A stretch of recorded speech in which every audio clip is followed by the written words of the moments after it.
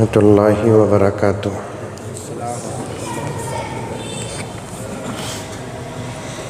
الحمد للہ رب العالمین والصلاة والسلام علی سید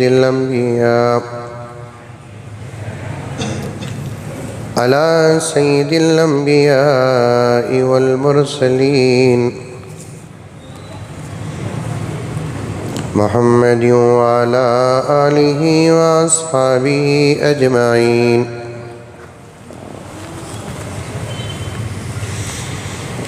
اما بعد فاعوذ باللہ من الشیطان الرجیم۔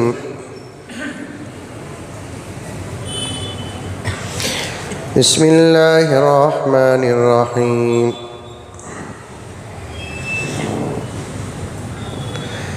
یا ایھا الذین آمنوا ادخلوا فی السلم کافۃ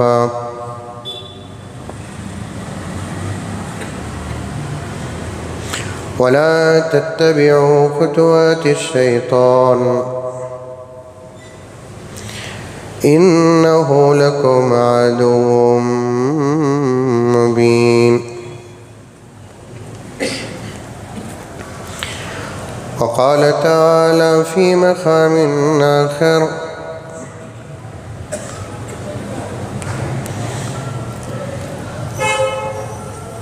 قل ان کنتم تحبون اللہ فاتبعونی یحببکم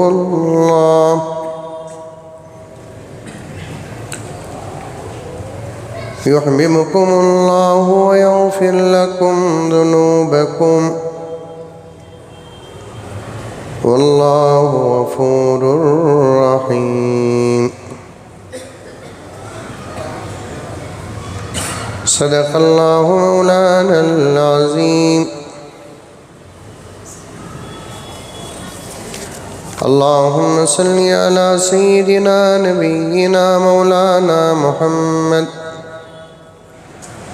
وعلى آل سيدنا نبينا مولانا محمد وبارك وسلم۔ اللهم صل على محمد بعدد أوراق الأشجار وبعدد أقطار الأمطار وبعدد دواب البرار والبحار وعلى آلہ وصحبہ وبارک وسلم۔ اللہم صلی علی محمد کما هو اہل ومستحق۔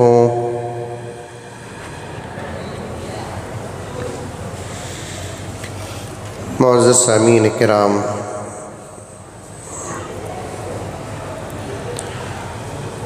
پوری محبت کے ساتھ، شوق کے ساتھ، الفت کے ساتھ، پیار کے ساتھ، ادب کے ساتھ،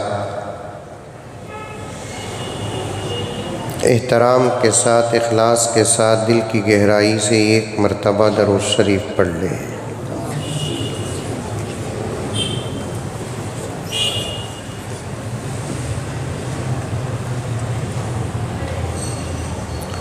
معمول کے خلاف میں سمجھتا ہوں کہ رمضان المبارک کے بعد یہ پہلی جمعہ ہے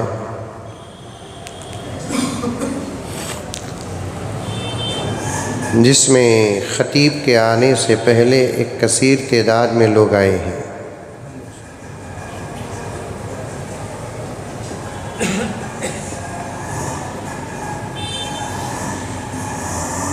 ایک چھوٹا سا مذاق کرتے ہوئے بات کو آگے بڑھاؤں، یہ جمعے کی محبت اور خلوص نہیں ہے، بنگلور بن کا نتیجہ ہے۔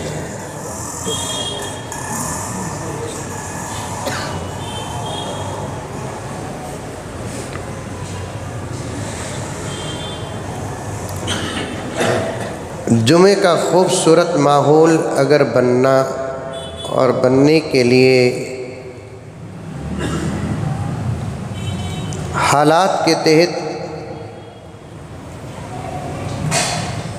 اگر علاقوں کا کرفیو اور بند اور ہڑتال ہو تو میری دعا یہ ہے کہ ہر جمعہ کسی نہ کسی بہانے سے پورے ہندوستان میں بند کا اعلان ہوتا رہے۔ دیکھو ایک ہی صاحب آمین بولے ہی۔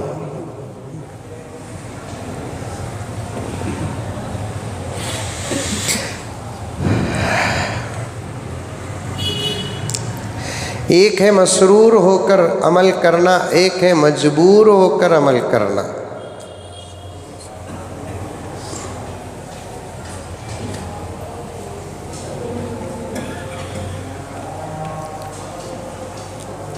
لیکن مجبور ہو کر عمل کریں گے انشاءاللہ اللہ تعالیٰ اجر تو دے دیں گے، لیکن اس آدمی کی عبادت سے اللہ خوش نہیں ہوں گے۔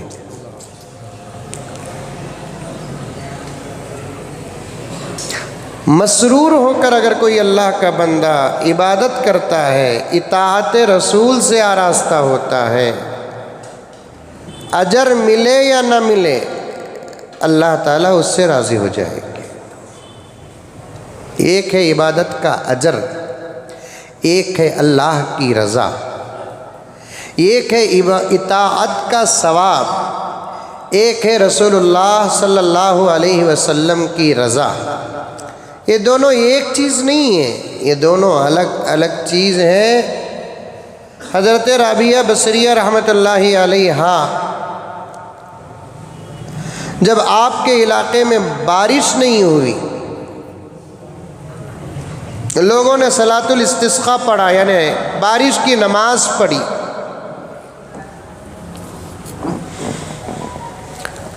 بڑے بڑے اولیاء و ائمہ، اصفیاء و اتقیاء، بڑے بڑے اللہ کے نیک بندے نماز پڑھے، صلاۃ الاستسقاء، بارش کی نماز، تب بھی بارش نہیں ہوئی۔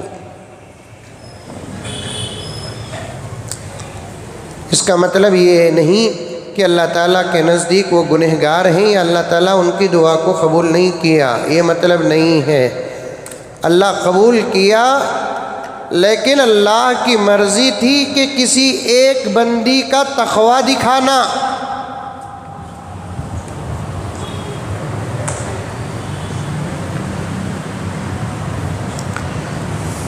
چنانچہ بڑے بڑے اولیاء پھر سے میٹنگ بیٹھے، مشورے میں بیٹھے کہ بھائی سنت پر بھی عمل ہو گیا، صلاۃ الاستسقاء ادا کرے، بارش نہیں ہو رہی ہے، آگے کرنا کیا؟ سفیان ثوری، حسن بصری، حبیب اجمی، ابو حنیفہ رحمۃ اللہ علیہم اجمعین جیسے لوگ بیٹھ کر مشورہ کرتے ہیں کہ کرنا کیا۔ مشورے میں یہ بات آئی کہ بھائی ایک کام کریں گے، ایک مرتبہ حضرت رابعہ بصریہ سے دعا کروائیں گے۔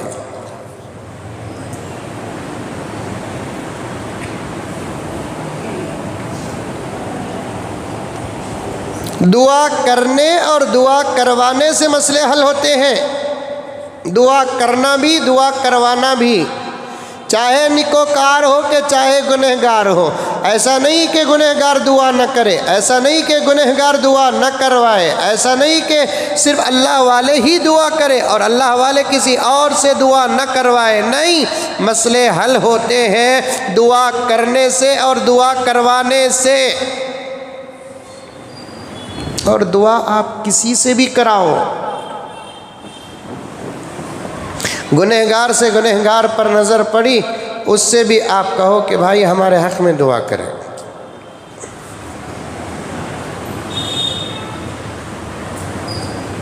آ رہی ہے بات سمجھ میں؟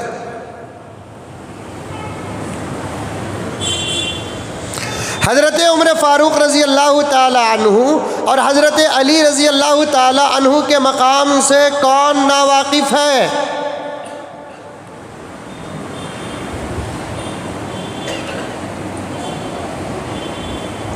امت کا آج بھی بچہ الحمدللہ حضرت عمر فاروق رضی اللہ تعالیٰ عنہ کو جانتا ہے اور حضرت علی رضی اللہ تعالیٰ عنہ کو جانتا ہے، آپ کے مقام کو جانتا ہے، آپ کے مرتبے کو جانتا ہے اور آپ کی نسبتوں کو جانتا ہے۔ صحابی رسول ہے، انبیاء کے بعد سب سے بڑا درجہ نبی کے صحابہ کا ہے، کسی نبی کے صحابی کا نہیں۔ تمام انبیاء کے بعد پوری انسانیت میں سب سے بڑا مقام رب کعبہ کی قسم میرے نبی، آپ کے نبی حضرت محمد مصطفیٰ سب کہہ دو صلی اللہ علیہ وسلم کے اصحاب کا مقام ہے۔ موسیٰ کے صحابہ کا بھی نہیں، عیسیٰ کے صحابہ کا بھی نہیں، ابراہیم و اسماعیل کے صحابہ کا بھی نہیں، دیگر انبیاء کے صحابہ کا بھی نہیں۔ اس بات پر تمام امت اور علماء، محدثین اور مفسرین کا اتفاق ہے کہ تمام انبیاء کے بعد پوری انسانیت میں میرے آقا حضرت محمد مصطفیٰ صلی اللہ علیہ وسلم کے صحابہ کا مقام ہے۔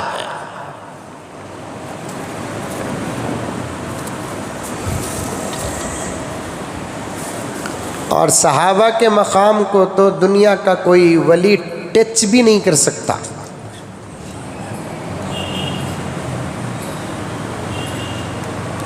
آج بنگلور بند کا میں زیادہ فائدہ حاصل کروں گا،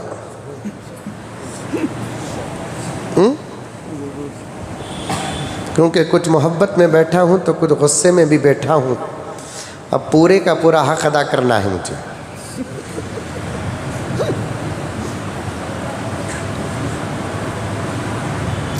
پہلا زمانہ تھا محترم، بولتے تھے، سنتے تھے، بولنے والے میں بھی عمل تھا، سننے والے میں بھی عمل تھا، اور لوگ سنتے بھی تھے، عمل بھی کرتے تھے۔ اب بعد میں ایک زمانہ آیا، لوگ سنتے تھے، عمل نہیں کرتے تھے۔ اب جس دور سے ہم گزر رہے ہیں، لوگ سنتے بھی نہیں، عمل بھی نہیں کرتے۔ ایسے دور میں جب موقع مل جاتا ہے تو فائدہ حاصل کر لینا ہے۔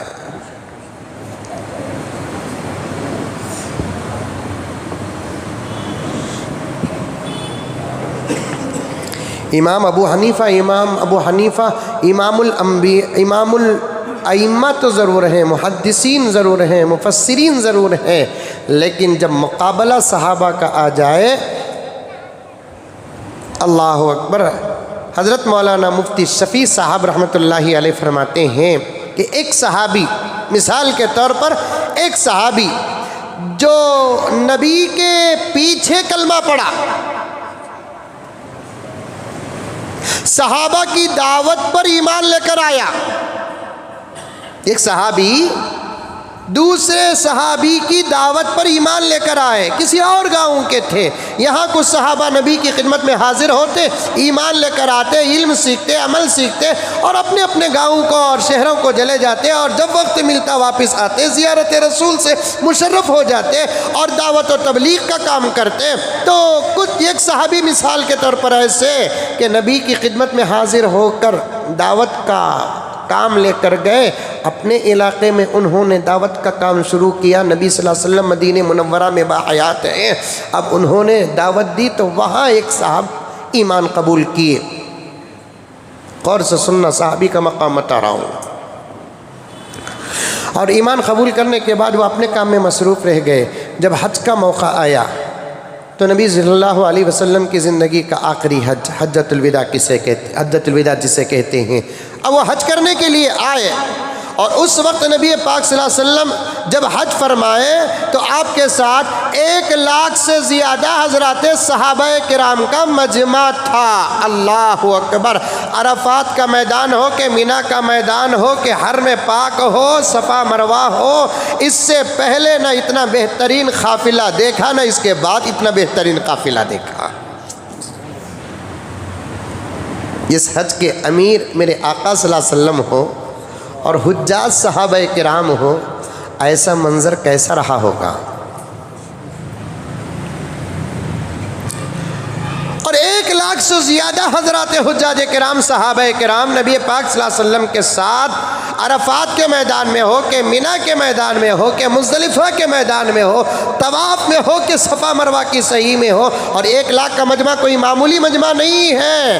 تو وہ صحابی جو کسی صحابی کی دعوت پر ایمان قبول کیے اور حج کرنے کے لیے آئے، ساتھ میں رسول اللہ صلی اللہ علیہ وسلم کی زیارت کا بھی ارادہ تھا، ملاقات کا بھی ارادہ تھا، لیکن مجمع اتنا زیادہ تھا کہ سامنے جگہ نہ ملی اور بالکل پیچھے رہے، بالکل پیچھے رہے، اور دور سے پیارے آقا صلی اللہ علیہ وسلم کی زیارت کر رہے تھے اور دیدار کر رہے تھے، اور مجمع زیادہ ہونے کی وجہ سے ان کو ملاقات کا شرف بھی نہیں ملا، اور ان کی اپنی مصروفیات کی وجہ سے مزید مکے میں ٹھہرے بھی نہیں اور واپس آ گئے۔ انہوں نے صرف ایک مرتبہ نبی کو دیکھا، ایک سیکنڈ کے لیے دیکھا، اور وہ بھی دور سے دیکھا، دور سے دیکھا، وہ بھی ایک مرتبہ دیکھا نبی کو۔ جب نبی جبل رحمہ پر کچھ بلندی پر چڑھے تو تب نظر آئے، برابر تھے تو نظر نہیں آئے، بلندی میں تھے تو جھانک جھانک ارے میرے آقا جن کو دیکھنے کے لیے میں آیا ہوں، لیکن یہ مجمع سامنے ہونے کی وجہ سے میں نہیں دیکھ پا رہا ہوں۔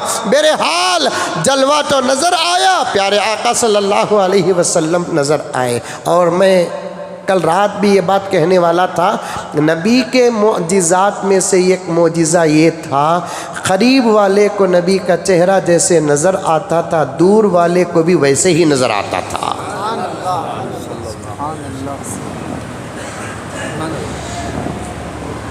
اب یہ دو چار ساتھیاں بیٹھے ہیں، قریب بیٹھے ہیں، تو میرا چہرہ بالکل صاف نظر آ رہا ہے، اور ذرا پیچھے جاؤ، اور ذرا پیچھے جاؤ، اور ذرا پیچھے جاؤ، جتنی دوری ہوگی تو صورت اتنی صاف نظر نہیں آئے گی۔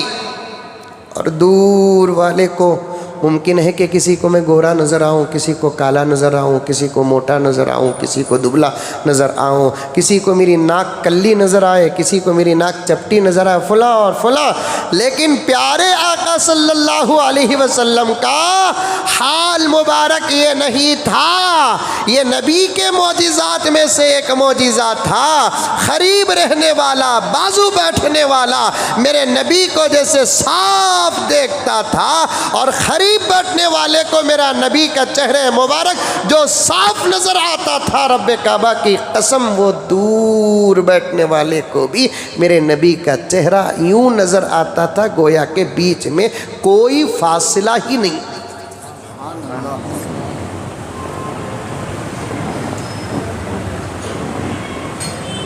اب وہ جو صحابی ہیں، صحابی خالی دعا کرنے اور کرانے پر بات، عبادت مجبور اور مسرور ہو کر کرنے پر بات، لا حول ولا قوت الا باللہ۔ مسلمانوں، اللہ کرے کہ بات سنسر کر دو، آپ سنیں تو اپنی زبان سے دوسروں کو سنا دو، ایسی اندر کی درد بھری باتیں میں چاہتا ہوں کہ کوئی اسلام کا دشمن نہ سنے، ورنہ ڈوبنے کے لیے باہر کے تالاب کی نہیں، خود کا پسینہ کافی ہو جائے گا۔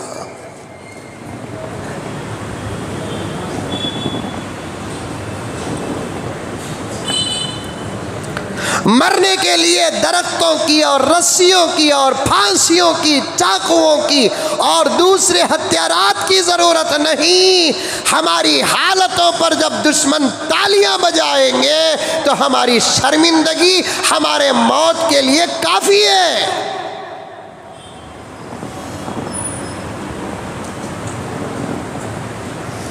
ہم نے عبادت کو بھی مذاق بنایا، محبت کو بھی مذاق بنایا، مساجد کو مذاق بنایا، مدارس کو مذاق بنایا، خانقاہوں کو مذاق بنایا، اوقاف کو مذاق بنایا، امانتوں کو مذاق بنایا، شرم اور حیا کو مذاق بنایا۔ مجھے معاف فرما دے میرے دوستو، انک میت و انہم میتون کی تفسیر بن کر عرض کر رہا ہوں۔ ہم نے کعبۃ اللہ کو بھی مذاق بنایا تو گنبد خضرا کو بھی مذاق بنایا۔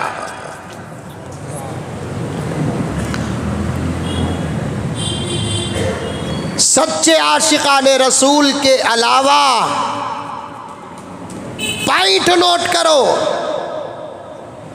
بات کو غور سے سنو، سچے عاشقان رسول، مطلب سچے عاشقان رسول کا کیا ہے، ترجمہ کیا ہے سچے عاشقان رسول کا؟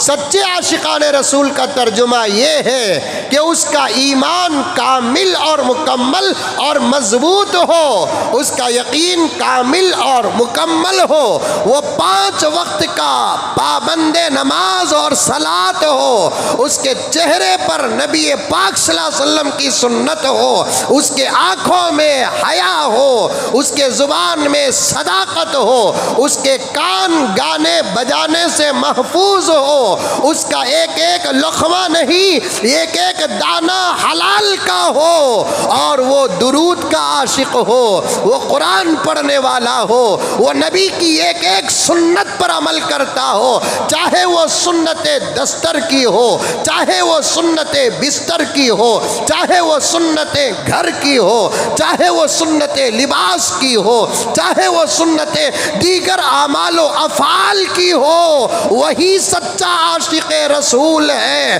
اس سچے عاشق رسول کو جائز ہے نبی کے شان میں کوئی گستاخی کرتا ہے تو اسے غصہ آ جائے، کعبے کے نام پر کوئی گستاخی کرتا ہے غصہ آ جائے، گنبد خضرا کے شان میں کوئی گستاخی کرتا ہے غصہ آ جائے، سچے عاشقان رسول کے علاوہ اگر کوئی اور ہے اور اس کے سامنے کعبے کا مذاق ہو رہا ہے، گنبد خضرا کا مذاق ہو رہا ہے، سنت مصطفیٰ کا مذاق ہو رہا ہے، سنتوں کے خلاف آوازیں اٹھ رہی ہے، تو اسے کسی قسم کا غصہ کرنے کی اجازت نہیں ہے، اس لیے کہ دشمن جتنا کرتے ہیں اس وقت تو اس سے زیادہ نبی کے نام لینے والے جاہل کر رہے ہیں۔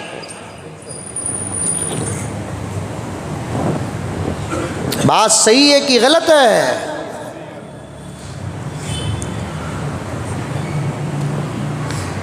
دشمن جتنا کر رہے ہیں اس سے زیادہ شریعت کی دھجیاں لا الہ الا اللہ محمد الرسول اللہ پڑھنے والے جاہل مطلق کر رہے ہیں، جن کو الف با تک کی پہچان نہیں ہے۔ انہوں نے اسلام کو صرف ٹوپی سمجھا ہے، جھنڈے کو اسلام سمجھا ہے، کٹ آؤٹ کو اسلام سمجھا ہے، گھروں کے اندر قرآن پاک رکھنے کو اسلام سمجھا ہے، اور ان کی ختنہ کو انہوں نے اسلام سمجھا ہے، مسجد میں نکاح اور دفتر کے دستخط کو انہوں نے اسلام سمجھا ہے، وقت پڑھنے اور سہولت کے مطابق مسجد کے آنے جانے کو اسلام سمجھا ہے۔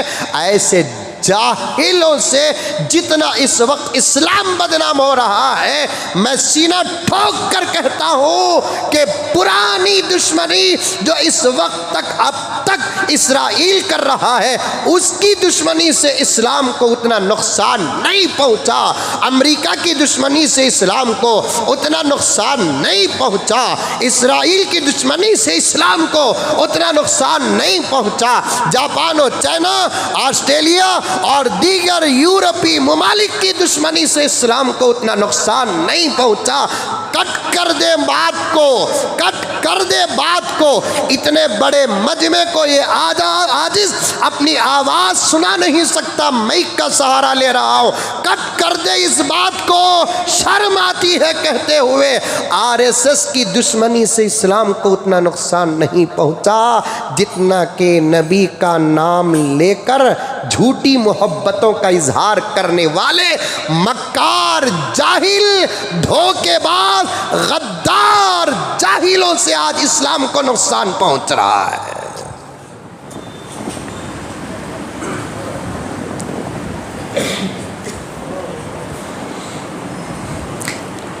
اللہ اکبر کبیرہ، اللہ اکبر کبیرہ۔ اللہ علامہ اقبال کے قبر کو نور سے منور فرمائے۔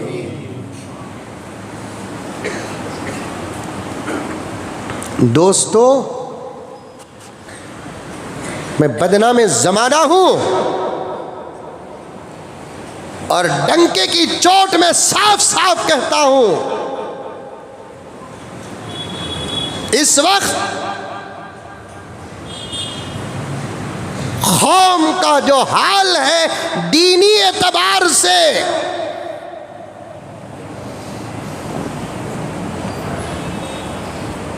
اس وقت کے نوجوانوں کی جو حالت ہے دینی اعتبار سے، اس کے ذمہ دار اور ان غلطیوں کے ذمہ دار میں صاف صاف کہوں گا، اس قسم کے جلسے اور جلوس کرنے والے ذمہ دار اور مساجد کے ذمہ دار ہی ان کی آزادی کے ذمہ دار ہیں۔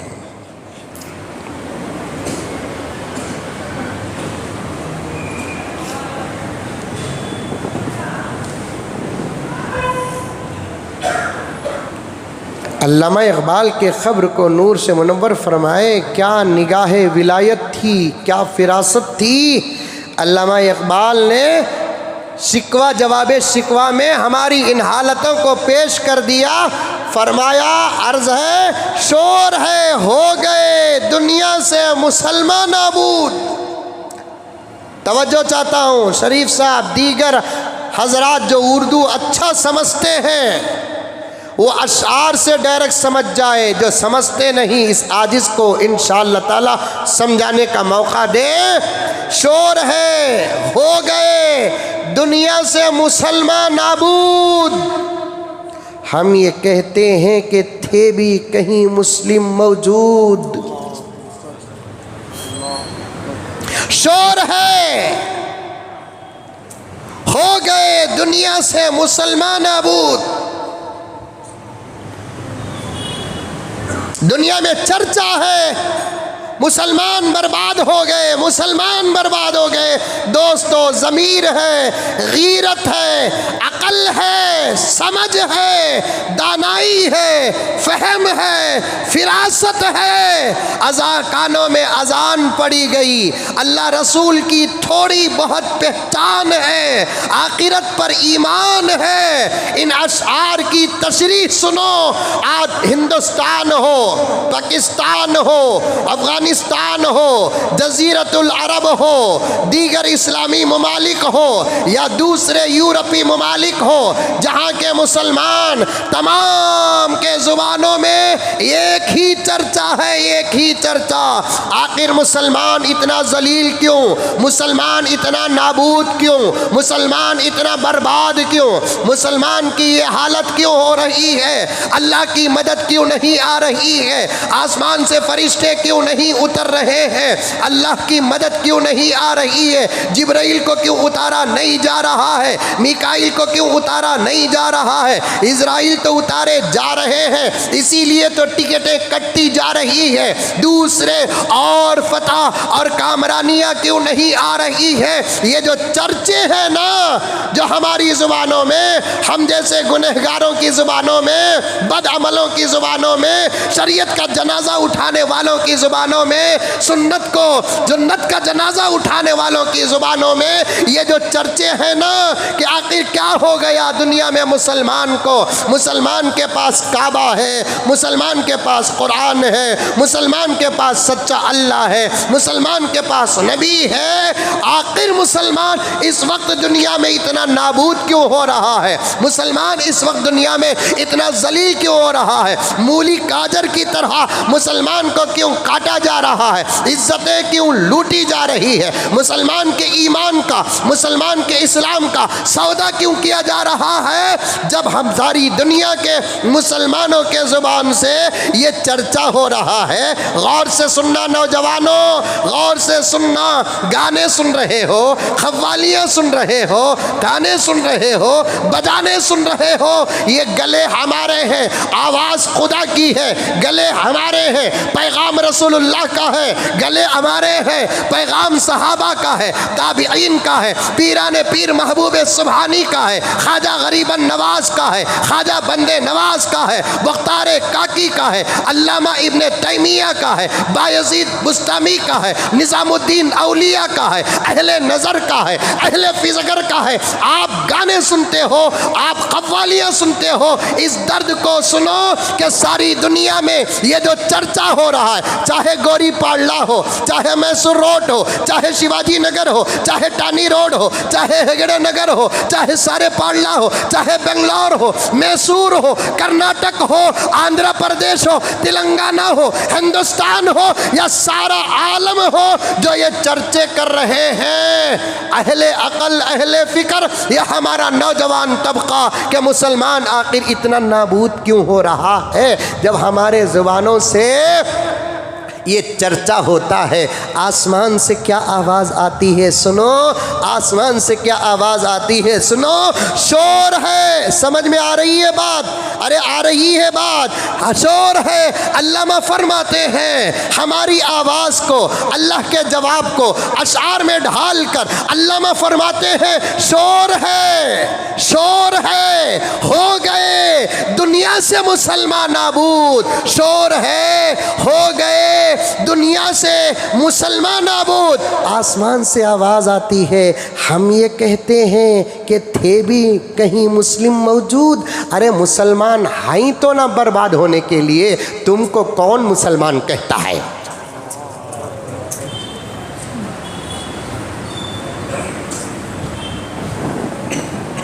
گھر میں دولت ہو تو چوری کا الزام صحیح ہے، کچھ بھی نہیں ہے گھر میں، چوری ہو گئی، چوری ہو گئی، اب پولیس آتی ہے، چوری ہو گئی، کہاں ہوئی؟ یہاں ہوئی، کیا تھا؟ کیا بھی نہیں تھا۔ کتنی بڑی عقل مندی ہے۔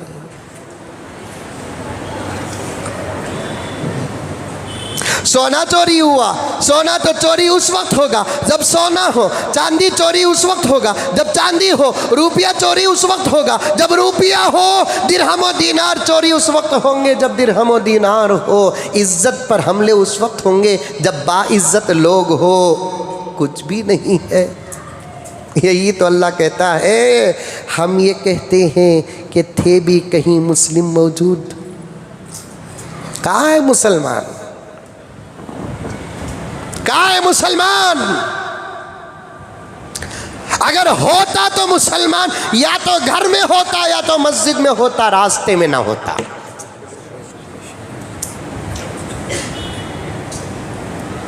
یہ میں نہیں کہہ رہا ہوں،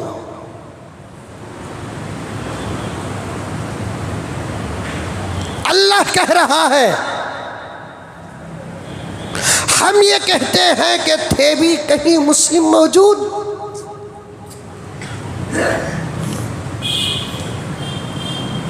ایک تو سب سے پہلی بات ہے، کچھ مسائل کچھ حقیقتیں سنتے جاؤ پیارو۔ نبی پاک صلی اللہ علیہ وسلم کی پیدائش پر خوشی کا اظہار اس دن کو موضوع بنا کر کرنے ہی میں اختلاف۔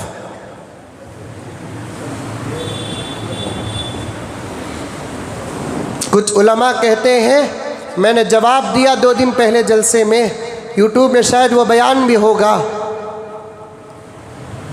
کچھ علماء کہتے ہیں کہ صحابہ نے 12 ربیع الاول کو موضوع بنا کر 12 تاریخ کو کسی قسم کی خوشی کا دن نہیں منایا۔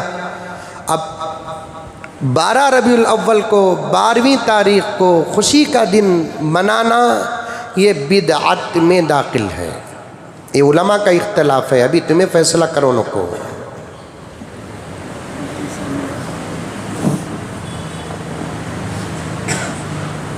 دوسری بات، نہیں منانا، بات وہیں ختم ہو گئی۔ سنیے اکرم صاحب توجہ سے، نہیں منانا بات وہیں ختم ہو گئی۔ منانا ہے تو پھر ایک بات پیدا ہو گئی، منانا ہے تو کیسے منانا؟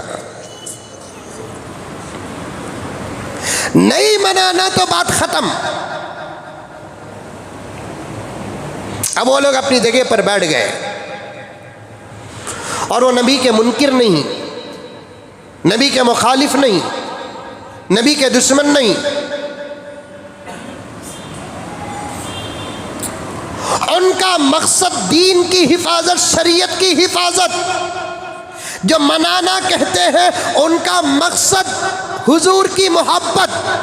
اور میں کل رات بھی عرض کیا تھا، محبت بھی ضرورت ہے، اطاعت بھی ضرورت ہے۔ جو نہیں منانا کہتے ہیں وہ غلط نہیں، یہ ہمیں سبق دارالعلوم سبیل الرشاد سے ملا کہ ایک تیسری راہ نکالو تاکہ ان کی بھی حفاظت ہو جائے، ان کی بھی حفاظت ہو جائے۔ جو لوگ کہتے ہیں کہ عید میلاد النبی نہیں منانا، وہ نبی کے دشمن نہیں ہیں، وہ بھی نبی کے عاشق ہیں، وہ بھی نبی سے محبت کرنے والے ہیں۔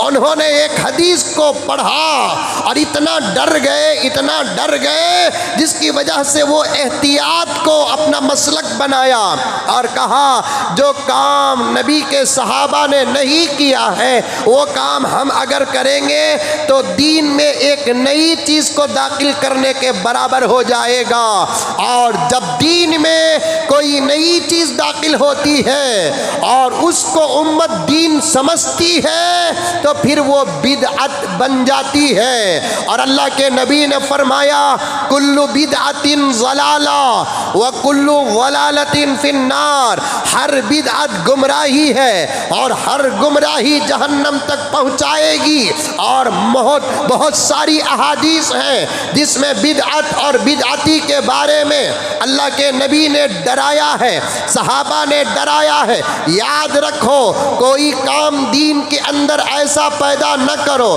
کہ آئندہ چل کر لوگ اسے دین سمجھنے لگے۔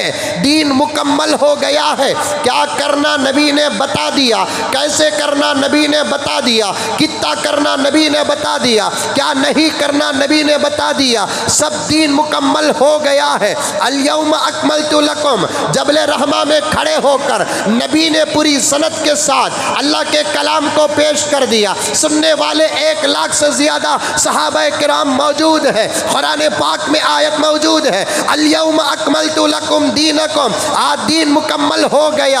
اب کسی کو کوئی بات دین میں داخل کرنے کی بھی اجازت نہیں ہے، کسی کو دین کے اندر سے باہر نکالنے کی بھی اجازت نہیں ہے۔ پھر نبی نے کیا فرمایا؟ اے مسلمانوں کان کھول کر سنو، نبی نے فرمایا اشارے کے طور پر تم جس پر قرآن نازل ہو رہا ہے، جس کے صدقے میں اللہ نے کائنات کو بنایا ہے، اس محمد کو بھی اس بات کی اجازت نہیں ہے وہ دین کی کسی چیز کو نکالے یا کسی چیز کو دین کے اندر داخل کرے۔ آئی بات سمجھ میں؟ ارے آئی۔ اور آقا نے فرمایا بدعتی اللہ اور اللہ کے رسول کا لعنتی ہوتا ہے۔ حدیث پاک میں آتا ہے جو کام دین کا نہیں اور اسے ضروری سمجھ کر دین سمجھ کر کرنا یہی بدعت ہے، نہ کرنے والے پر ملامت کرنا یہی بدعت ہے۔ مثال کے طور پر نبی پر سلام پڑھو لیکن یہ دین کا خاص شعبہ نہیں ہے، محبت ہے آپ سلام کہیں سے بھی بھیجو، اور نہ پڑھنے والے کو ملامت نہ کرو، الگ بات ہے آپ کرنا چاہتے ہیں۔ اگر کبھی آپ کوئی ایسا کام جسے کسی بعد والے نے بنایا ہے اور اس کے نہ کرنے والے پر ملامت کرتے ہیں، یہی چیز بدعت بن جاتی ہے۔ پیارے آقا فرماتے ہیں توجہ چاہتا ہوں دوسروں تک اس بات کو شیئر کرو، جو آپ کی زبان ہے وہ زبان استعمال کر رہا ہوں۔ پیارے آقا فرماتے ہیں میں حوض کوثر کے پاس کھڑا رہوں گا، سبحان اللہ العظیم، بعد میں میری امت آئے گی، اللہ اکبر کبیرہ۔ ہونا تو یہ تھا کہ امت حوض کوثر پر پہنچ کر میرے آقا کا انتظار کرتی، یہ میرے آقا کی رحمت ہے، یہ میرے آقا کی عطا ہے، یہ میرے آقا کی شفقت ہے، یہ میرے آقا کی محبت ہے۔ امت بعد میں پینے جا رہی ہے، آقا پلانے پہلے جا رہا ہے۔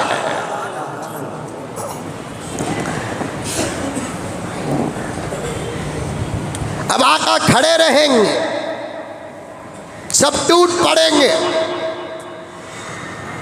مثال بھی دی جیسے ماں کے ہاتھ میں مٹھائی کا ڈلہ دیکھ کر اس کی کثیر اولاد ماں سے اس مٹھائی کو لینے کے لیے جیسے ٹوٹ پڑے گی، ویسے میرے پاس میری امت پیالہ پینے کے لیے ٹوٹ پڑے گی، پیالہ پینے کے لیے ٹوٹ پڑے گی۔ ایسے میں سب کو میرے ہاتھوں سے حوض کوثر سے جام کوثر ڈبو کر میرے ہاتھوں سے پلاؤں گا۔ نبی نے فرمایا کہ جانتے ہو یہ کوئی معمولی پانی نہیں ہے، یہ دودھ سے بھی زیادہ سفید، شہد سے بھی زیادہ میٹھا، ایک مرتبہ پی لے گا تو پھر کبھی اسے پیاس ہی نہیں لگے گی۔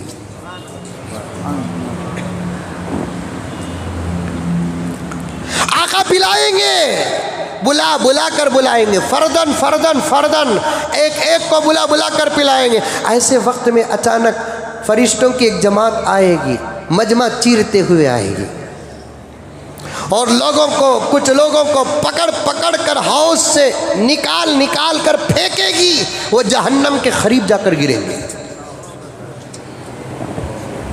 ایسے اٹھا، وہ بھی فرشتے نا صاحب، فرشتے نا، پاور اللہ تعالیٰ طاقت کا عطا، اٹھا کر ایسے پھینکے گی، فرشتوں کی جماعت اٹھا کر ایسے پھینکے گی اللہ کے حکم سے، ایسے اٹھا کر پھینکے گی جہنم کے دروازے تک جا کر گر جائیں گے۔ ایک روایت میں ہے کہ اٹھا کر حوض کوثر کے پاس سے پھینکے گی، جہنم میں جا کر گریں گے۔ پیغمبر پریشان ہو جائیں گے، ملائکہ کو ڈالے، کیا کر رہے ہیں میری امت کے ساتھ یہ سلوک کیوں اٹھا کر پھینک رہے ہیں؟ اگر یہ ایک دوسرے پر سبق خط حاصل کرنا چاہتے ہیں تو چھوڑو، یہ میرے اور میرے امت کا مسئلہ ہے، پیار اور محبت کا معاملہ ہے۔ تم اگر بے ادبی کی وجہ سے ان کو اٹھا کر پھینک رہے ہو، نہیں چھینا، میرے کسی امتی کو ٹچ نہیں کرنا، یہ میرا غلام ہے، چھوڑو اسے۔ فرشتے باادب کہیں گے کہ یا رسول اللہ، یہاں کے مڈ بھیڑ کی وجہ سے ہم اٹھا کر نہیں پھینک رہے ہیں، آپ کی امت میں یہ وہ لوگ ہیں جو آپ کے دین میں بدعتیں پیدا کرتے تھے۔ ابھی اللہ کا آرڈر آیا ہے، حکم آیا ہے، اے ملائکہ جاؤ میرے محمد کے حوض کے پاس جاؤ، وہاں ان لوگوں کو اٹھا کر جہنم کے گھاٹ اتارو، کیونکہ یہ میرے محمد کے دین میں ان باتوں کو داخل کرتے تھے جو دین میں نہیں تھے۔ جو بات دین میں نہ ہو اس کو دین سمجھ کر عمل کرنا بدعت ہے۔ مزید باتیں ہیں بدعت کے عنوان پر، وقت کا تقاضا ہے مجھے آپ کے ساتھ کچھ درد کو لے کر آگے بڑھنا ہے۔ پہلی بات تو یہ ہے، پیارے آقا صلی اللہ علیہ وسلم اشعار باقی ہیں، مقدمہ باقی ہے۔ پہلی بات تو یہ ہے پیاروں کہ نبی صلی اللہ علیہ وسلم کی ولادت کے دن کو خاص کر کے خوشی منانا، نئے کپڑے پہننا، پلاؤ زردہ بنانا، اچھا کھانا پینا، اس کے بارے میں علماء کا اختلاف ہے۔ ایک جماعت کہتی ہے کہ نہیں، جس کو ابو بکر نے نہ کیا، جس کو عمر نے نہ کیا، جس کو عثمان نے نہ کیا، جس کو علی نے نہ کیا، جس کو حسنین نے نہ کیا، اور جس کو دیگر اصحاب رسول نے نہ کیا، عاشق رسول بلال نے نہ کیا، محدث رسول حضرت ابو ہریرہ نے نہ کیا، فقیہ امت صحابہ عبداللہ ابن مسعود نے نہ کیا ہو، سلمان فارسی جیسا محی السنہ نے نہ کیا ہو، جو دسترخوان میں 2 سالن برداشت نہ کرتے تھے، اللہ اکبر، عبداللہ ابن عمر جیسا سنت کا پابند، پیشاب نہ بھی آتا، پیغمبر جہاں بیٹھ کر اٹھتے وہاں گھوڑے سے اتر کر بیٹھ کر اٹھ کر نبی کی اس سنت کو بھی عمل کر کے اپنے اعمال میں داخل کرنے والا نبی کا عاشق، جس نے جس کام کو نہیں کیا۔ ابو حنیفہ سے بڑا عاشق کون ہو سکتا ہے؟ مدینے میں 11 دن رہے، نہ پیشاب کیا نہ پاخانہ کیا۔ امام مالک سے بڑا عاشق کون ہو سکتا ہے؟ ابو حنیفہ 11 دن رہے، نہ پیشاب کیا نہ پاخانہ کیا، لیکن ان کے زندگی میں میلاد کا جشن نظر نہیں آتا۔ امام مالک رحمت اللہ علیہ عاشق مدینہ، عاشق رسول، جنہوں نے معطا جیسی بخاری سے پہلے صحیح ترین حدیث کو لکھا، امام مالک مالک نے اپنی زندگی میں صرف ایک حج کیا اور دوسرا حج نہ کیا۔ کسی نے پوچھا حضرت امام مالک سے، حضرت پورا مدینہ حج کو جاتا ہے، آپ حج کو نہیں جاتے؟ حضرت نے فرمایا میرا حج فرض ادا ہو گیا، اب میں حج کو اس لیے نہیں چاہتا کہ وہاں جانے کے بعد اگر موت آ گئی تو کیا ہوگا، میں غلام چاہتا ہوں کہ میرے موت مدینے میں آئے۔ اور ایسے عاشق یہاں ابو حنیفہ تو 11 دن پیشاب نہیں کیے، پاخانہ نہیں کیے، امام مالک تو پوری زندگی حدود حرم میں نہ پیشاب کیا نہ پاخانہ کیا، پوری زندگی پیشاب حرم میں نہیں کیے، پوری زندگی پاخانہ حرم میں نہیں کیے۔ جیسے مدینے کا ایک حد ہوتا ہے، آج بھی باؤنڈریز بنائے ہیں، جب ضرورت آتی امام مالک کو، ہمیں کیا عاشقاں، جھوٹے، مکار، کذاب، نبی تھوکیں گے بھی نہیں ہماری زندگیوں میں، نہیں تھوکیں گے، کیونکہ نبی کا تھوک بھی جہنم سے نجات ہے۔ آقا فرمائیں گے کہ تو میرے تھوک کے بھی لائق نہیں،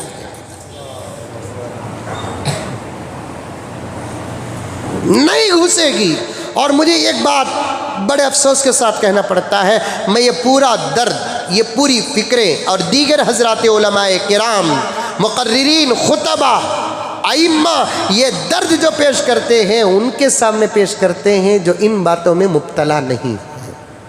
آپ اچھے لوگ ہیں، آپ کے ذریعے سے ہم ان تک بات پہنچانا چاہتے ہیں، لیکن آپ میں سے کسی کا بچہ بھی تو اس میں مبتلا ہوا ہوگا، آپ تو کنٹرول کر سکتے تھے کہ ارے کوئی کام ایسا نہ کرنا جس کی وجہ سے تو دشمن رسول کے زمرے میں چلے جائے اور تیرے ساتھ حشر کے میدان میں میرا بھی نام پکارا جائے، کیونکہ حشر کے میدان میں کسی کا تنہا نام نہیں پکارا جائے گا، اس کے باپ کے نام کے ساتھ پکارا جائے گا۔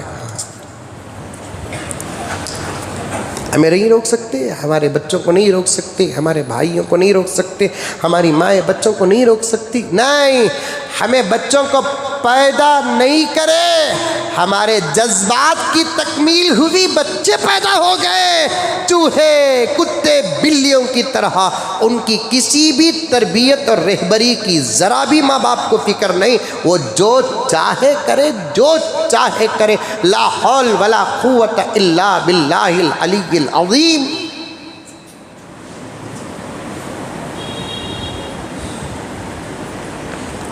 پوری زندگی حضرت امام مالک حرم مدینہ میں نہ پیشاب کیا نہ پاخانہ کیا، جب ضرورت پیش آتی حرم کے حد بارڈر کی طرف جاتے، اپنے اس ناف کے حصے سے لے کر پورا حصہ حرم کے اندر داخل کر دیتے، یہ جو پیچھے کا حصہ ہے جہاں ضرورت پوری ہوتی ہے اسی کو صرف حرم کے باہر رکھ کر ضرورت پوری کر کے آتے، اور انداز بھی کتابوں میں لکھا ہے، آپ کے ضرورت کو پورا کرتے وقت بیٹھنے کا طریقہ بھی کتابوں میں لکھا ہے، ایسے بیٹھتے جسم کا اکثر حصہ حرم میں ہو، ضرورت والا حصہ پیچھے ہو۔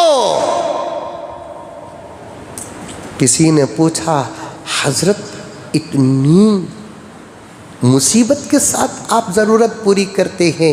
حضرت نے فرمایا پیارے تجھے نہیں معلوم موت کیا چیز ہے جس کا وقت طے نہیں ہے، کبھی بھی آ سکتی ہے، میں اس طریقے سے بیٹھ کر ضرورت اس لیے پورا کرتا ہوں کہ کہیں موت اس وقت آ جائے تو میرے جسم کا اکثر حصہ حرم کے اندر رہے۔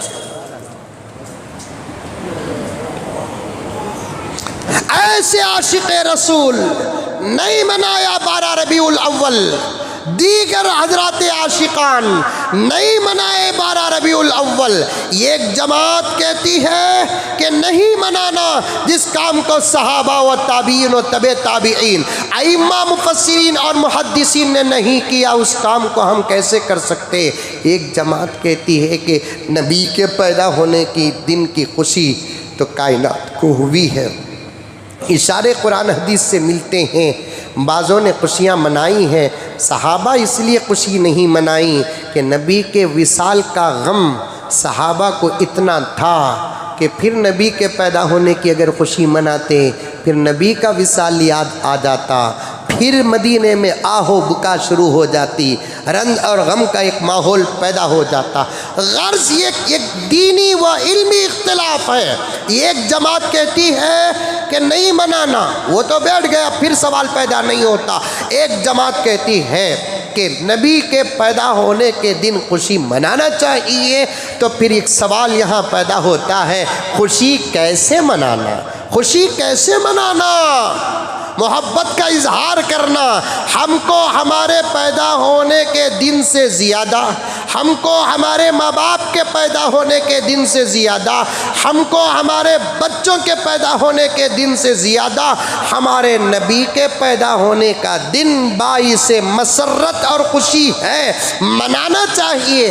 لیکن کیسے منانا، یہ بھی تو طریقہ کتابوں کے اندر موجود ہے، یہ بھی تو طریقہ علماء کرام نے بنایا ہے، بتایا ہے۔ اور آج چاہے ہندوستان ہو، چاہے پاکستان ہو اور دیگر ممالک کا حال چھوڑو، میں نے دیکھا نہیں یہ دو ملکوں نے اس 12 ربیع الاول کے دن محبت کے نام پر جتنا شریعت مطہرہ کو، پیغمبر صلی اللہ علیہ وسلم کی ذات اقدس کو نقصان پہنچایا ہے، شاید کہ دشمن نے بھی اتنا نقصان نہیں پہنچایا۔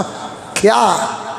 محبت کا اظہار کرو، اچھے کپڑے پہنو، گھر کے اندر اچھا پکانا ضروری سمجھے بغیر اچھا پکاؤ، روزہ رکھنا اس دن روزے سے ممانعت بھی نہیں ہے، روزہ رکھو، دوسروں کو تقسیم کرنا، مٹھائی، فیرنی، زردہ، میٹھا تقسیم کرو۔ ہمارے اکابر سے ثابت ہے کہ نبی کے پیدا ہونے کے دن وہ خیر خیرات زیادہ کرتے تھے، نبی کو اس کی محبت پہنچاتے تھے۔ ثواب کیا کہوں میں، محبت پہنچاتے تھے۔ نبی کو ثواب کی ضرورت نہیں، ثواب کو بھی نبی کی ضرورت ہے۔ ثواب اس وقت تک ثواب بنتا نہیں جب تک اس کی نسبت رسول اللہ سے ہوتی نہیں، اجر اس وقت تک اجر ہوتا نہیں جب تک اس کی نسبت رسول اللہ سے ہوتی نہیں۔ جنت بھی بنی تو نبی کی نسبت ہے۔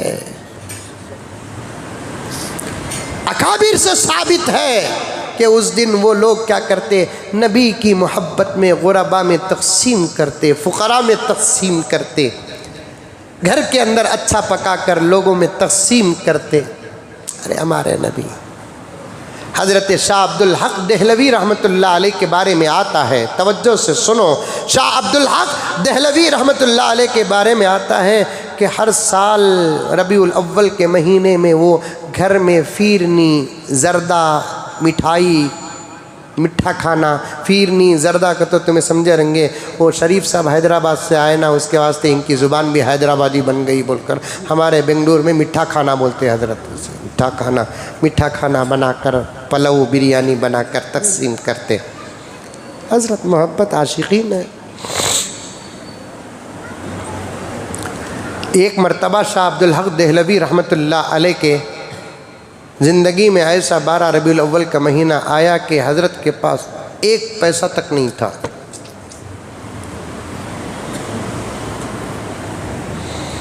اور 12 تاریخ کو کوئی میٹھا وغیرہ پکا کر تقسیم کرنے تک کے بھی پیسے نہیں تھے۔ حضرت بڑے غمگین بیٹھے تھے، ادھر ادھر دیکھا گھر کے اندر تو کچھ چنے کے دانے ملے، چنے کے دانے،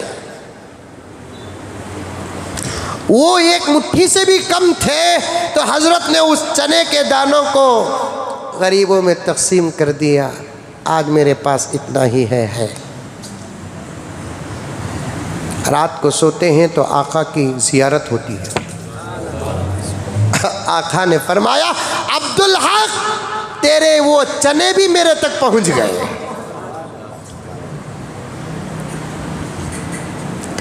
یہ ہے اس دن کثرت سے درود پڑھتے،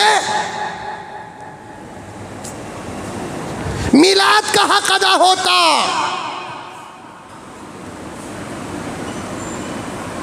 نبی نے فرمایا میرے آنکھوں کی ٹھنڈک نماز ہے، ایک 10-12 رکعت نماز پڑھ کر ہدیہ نبی کی خدمت میں روانہ فرماتے، آہا شفاعت واجب ہو جاتی۔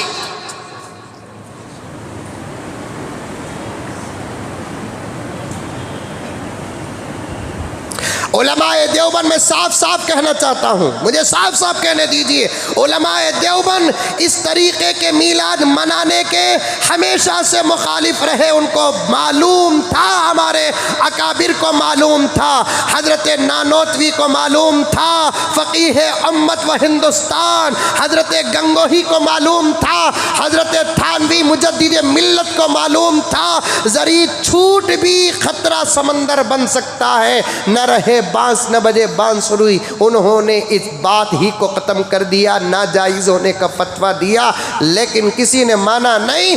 علماء دیوبند اس طریقے کے میلاد کے ہمیشہ سے مخالف رہے، لیکن ایک طبقے کے علماء کرام نے ضد میں علماء دیوبند کے آ کر اجازت کیا دی، تو اب وہ خود پریشان ہے کہ اس طوفان کو کیسے روکا جائے، کیسے روکا جائے۔ نبی کے پیدا ہونے کے دن جو جائز کام، محبت سے آراستہ کام کرتا تو کوئی نہیں ہے۔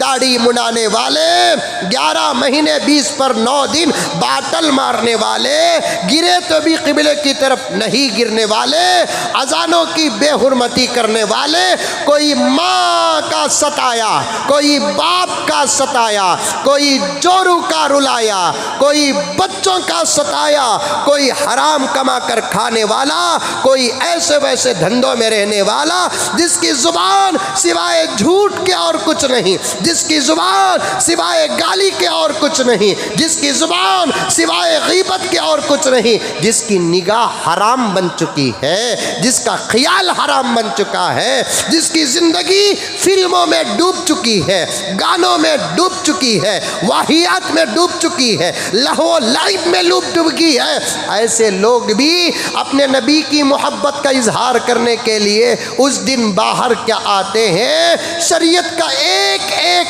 عمل کا جنازہ اٹھتا ہے۔ آخر اس کو کون روکے گا، اس کو کون روکے گا؟ ہم تو پہلے ہی سے جلوس کے قائل نہیں، اور ہم کو روکنے کی کوئی ضرورت نہیں، اور ہم اگر روکیں گے ایک لمبا فساد، ایک لمبا اختلاف، ایک لمبی مصیبت ٹھہر جائے گی۔ میں صاف کہنا چاہتا ہوں، جلوس کے ذمہ داروں سے میں تمہارے جلوس کا مخالف نہیں ہوں، کرو، لیکن ایسا جلوس کر کے جہنم کے دروازے اور جہنم کے اندر کے دروازے میں اپنا نام کیوں لکھواتے ہو، اپنا نام کیوں لکھواتے ہو؟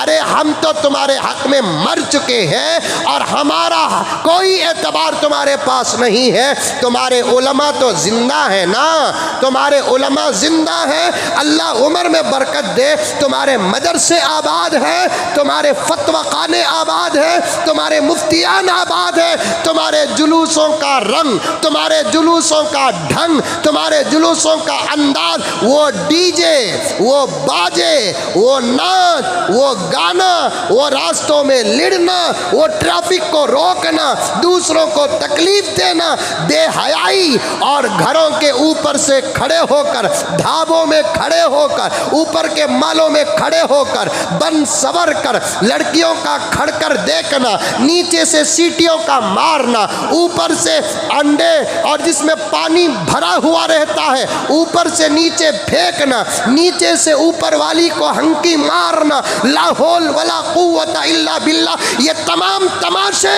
اس تفتہ کے اندر لکھو اور تمہارے علماء کے پاس بھیجو۔ ہمارے علماء کے پاس بھیجنے کی کوئی ضرورت نہیں ہے، کیونکہ ہماری زبان سے قرآن بھی نکلتا ہے، شاید اس کو تم تسلیم کرنے کے لیے تیار نہیں تو ہمارے فتوے کہاں قبول کرو گے؟ تمہارے علماء کے پاس بھیجو، ایسی تصویریں بھیجو، ایسے ویڈیو بھیجو، ایسے کلپس بھیجو، اور بتاؤ کہ یہ کیا طریقہ ہے یہ کیا طریقہ ہے؟ لا حول ولا قوت الا باللہ.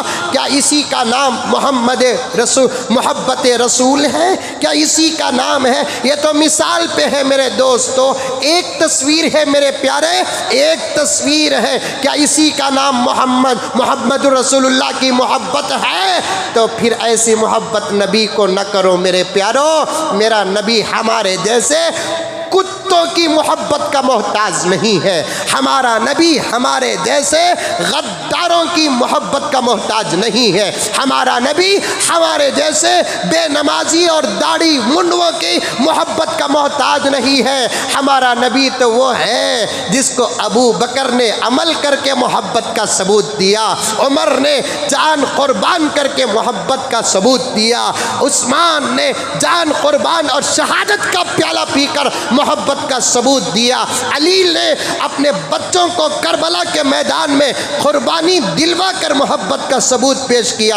ہمارا نبی ہمارے ایسی محبتوں کا محتاج نہیں ہے جو غیروں کے تہواروں میں شراب پی کر ناچنے والوں کی نقل کرتا ہے اور حضور سے محبت کا دعویٰ کرتا ہے. میرا نبی کون ہے؟ مخلوق کیا محبت کرے گی؟ میرا نبی تو وہ ہے جس سے خالق بھی محبت کرتا ہے. یہ ہے محبت، یہ ہے میرے دوستو. یہ صرف انداز کو دیکھو. کل آپ نے ایسے طریقے دیکھے ہوں گے. اب ان نوجوانوں کو روکے گا کون روکے گا؟ جلوس کے ذمہ دار. اگر تمہارے دلوں کے اندر ڈنکے کی چوٹ میں کہتا ہوں کوئی ہوگا اپنے حلقے کا دادا، نانا، چچا، پھپھا، ہمارے سامنے کسی کی کوئی حیثیت نہیں. علم ہے جوتوں کو بوسہ دیں گے، عمل ہے ہاتھوں کو بوسہ دیں گے، کچھ بھی نہیں ہے تو ہمارے نزدیک باتھ روم کے سڑے ہوئے جگ کی حیثیت بھی نہیں. حق بولتے ہیں، کسی کی دادا گیری اور کسی کی لیڈرشپ کو سامنے رکھ کر نہیں، موت کو سامنے رکھ کر بولتے ہیں. ایسے نبی کی محبت میں ناچنے والوں کے ناچ کا ذمہ دار کون ہے؟ گانے بجانے، نبی اللہ اکبر کبیرہ، گانے ڈائریکٹ گانے بجائے گئے. ہمارا کوئی ہمارے اپنے مسلک کا، کیونکہ مذہب کے ساتھ مسلک کو بھی بیان کرنا ہے، ہمارا اپنے مسلک کا دعوت و تبلیغ کا کوئی ساتھی اس قسم کی حرکت کرتا ہے، میں گریبان کی پٹی ایسے پکڑ کر پوچھوں گا دعوت کو داغ نہ لگا، تبلیغ کو داغ نہ لگا، کیونکہ میرے مسلک کا ہے. تھپڑ مار کر پوچھنے کی مجھے اجازت اور حق ہے. میں پوچھنا چاہتا ہوں جنہوں نے جلوسوں کی اجازت دی، جنہوں نے جلسوں کی اجازت دی، جنہوں نے گانے بجانے کو سما کا نام دیا، سما کا نام، قوالیاں، ارے جاہل تو تیری ماں پر رو، تو تیری ماں پر رو، اس لیے کہ تیری ماں نے تجھے دودھ تو پلایا، دین نہیں سکھایا. تو تیرے باپ پر رو، اس لیے کہ تیرے باپ نے تیرے لیے پیرا پٹی تو بنائی لیکن تجھے دین نہیں سکھایا. تو اپنے آپ پر رو کہ اگر کسی جنگل کا جانور بن کر پیدا ہو جاتا، خبر کے عذاب سے بچ جاتا، حشر کے حساب سے بچ جاتا، لیکن تو انسان اور مسلمان بن کر پیدا ہوا، قوالیوں کو سما کا نام دیتے ہو. جا کر پوچھو. میں نے فتاوی رضویہ پڑھا ہے، بہار شریعت پڑھا ہے. اب میں سب سے محبت کرتا ہوں. حالات عالم کے بہت خراب ہو چکے ہیں، امت کا اتفاق ضروری ہے. میں نے حضرت امام احمد رضا کی کتابیں اور فتاوے پڑھے ہیں، اور ان کے چاہنے والے، ان کے ماننے والے، ان کے نام لیوا ان کو بھی بدنام کر رہے ہیں. بات تو میں نے یہ نتیجہ نکالا عزیزان، جو محمد کو بدنام کرے اس کو اپنے امام کے نام کی کیا حیثیت رہ جائے گی؟ تم یہ بڑے انسان خود آور ڈی جے بنا کر راستوں میں ڈال کر اذان کی آواز کو بند کرنے والے تم ہو۔ کل ظہر کی اذان سنائی نہیں دی، کل عصر کی اذان سنائی نہیں دی، کل مغرب کی اذان سنائی نہیں دی۔ خبردار، تم کسی دشمن کو اس حالت میں اگر برا کہو گے، شاید دشمن کامیاب ہو جائے ہدایت پا کر، تم بے ادمی سے برباد ہو جاؤ گے۔ کل ظہر کی اذان نہیں ہوئی اکرم صاحب، ہوئی اذان سنائی نہیں دی۔ ڈیجوں کی آواز، قوالیوں کی آواز نے اذان اللہ اکبر کی اور تکبیر کی آواز پر غالب، اشہد ان لا الہ الا اللہ کی آواز پر غالب، اشہد ان محمد رسول اللہ۔ اگر بی جے پی حکومت اذان پر میں صاف کہنا چاہتا ہوں، یہ بگاڑ نہیں، بہکاؤ نہیں، تمہارے اندر کا سویا ہوا زمین، اور کچھ لوگ نادان بن کر عمل کرتے ہیں۔ اگر بی جے پی حکومت اذان کو بند کرتی ہے، وہ دشمن بن کر بند کرتی ہے، تم تو محبت کا دعویٰ کر کے بند کرتے ہو۔ کل ظہر کی اذان نہیں سنائی دی، پورے گوری پاڑلے میں، پورے شیواجی نگر، نام لیتا ہوں، کیا ہوگا؟ صرف ماریں گے نا، سپاری چنا، چننا چنا، موتی چنا۔ ارے رے رے، تمہیں کیا معلوم، تم نہ تمہارے گرل فرینڈ سے اتنی محبت نہیں جتنا ہم کو حق بول کر موت سے محبت ہے۔ ہمیں کبھی موت سے نہ ڈرانا، میں پہلے بھی کہا، اب بھی کہا، کبھی موت سے نہ ڈرانا۔ بات حق کی سنو، ابو بکر بن جاؤ۔ حق سن کر بھی انکار کرو گے تو تمہارا نام ابو جہل کی نسل میں ہوگا۔ ابو جہل کی کل ان مسلم علاقوں میں جناب ظہر کی اذان سنائی نہیں دی، عصر کی اذان سنائی نہیں دی، مغرب کی اذان سنائی نہیں دی، عشاء میں تو جلسے میں رہا، ہوا کیا نہیں معلوم ہے، اور جتنے جلوس میں نکلے ایک وقت کی نماز نہیں پڑھا۔ لا حول ولا قوت الا باللہ۔ پوچھ لے نبی سے، پوچھ لے ادھر سے، پوچھ لے یا مدینہ جا کر پوچھ لے، نبی کو جلوس سے محبت ہے کہ نماز سے محبت ہے؟ نبی کو داڑھی سے محبت ہے کہ نماز سے جلوس سے محبت ہے؟ نبی کو حیا سے محبت ہے یا بے حیا؟ ارے کچھ لوگوں نے مجھے ایسی تصویریں بھیجی ہیں، یہ ہمارے واحد صاحب معمولی آدمی نہیں، سب پکڑ لیتے ہیں، کبھی ان سے بھی ڈرنا پڑتا ہے۔ اوپر سے لڑکیاں پانی بھرے ہوئے انڈے نیچے پھینک رہی ہیں۔ جس کی آمد پر حیا کو زندگی ملی، اس کے پیدا ہونے کی خوشی پر وہی حیا کو دفن کر کے امت بے حیائی میں مبتلا ہوتی ہے۔ خبر میں پتہ نہیں 12 ربیع الاول کو میرا نبی کتنا روتا ہوگا، کتنا روتا ہوگا میرا نبی۔ ارے میری محبت یہ حال، اور ٹریفک کا تو یہ حال بنایا ہے۔ کسی غیر مسلم کے تہوار میں شاید پورا بنگلور ایک وقت یا ایک دن میں اتنا ٹریفک میں جکڑتا نہیں جتنا گانوں کا حال۔ امام غزالی فرماتے ہیں سما ہر کسی کا کام نہیں ہے، 5 چیزیں ہوں تو سما جائز ہے، نہیں تو نہیں۔ سما کہتے ہیں روینہ ٹنڈن کے سکا کو بیٹھے رہتی، اس کی قوالی کو سما۔ افسوس ہے تیری وجود پر، تیری جہالت پر۔